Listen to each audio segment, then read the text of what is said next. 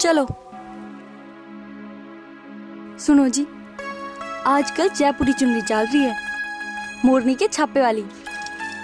वह सुरेश की वो पहने है ना तो मेरा जी सा जल जावे है।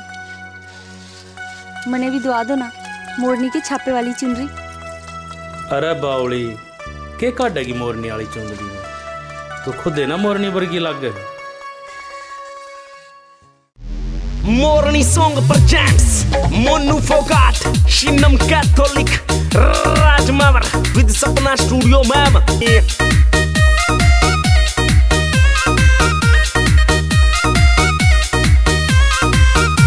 चूंदड़ी जयपुर ते मंगवा दे पिया जी मोरनी छपवा के। रतू तो खुद मोरनी वर्गी करे चूंदड़ी जयपुर ते मंगवा दे पिया जी मोरनी छपवा के।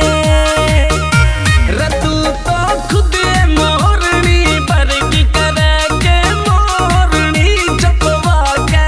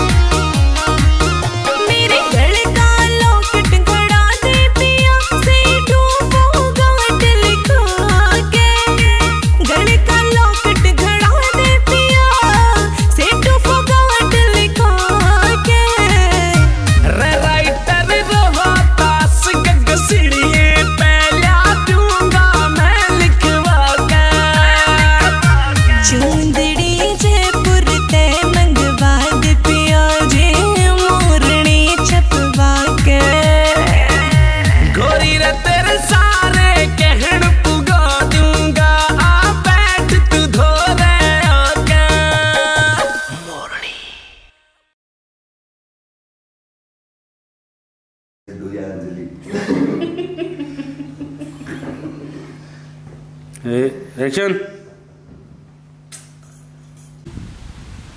आजकल जयपुरी चुन्नी चल रही है, मोरनी के छापे वाली।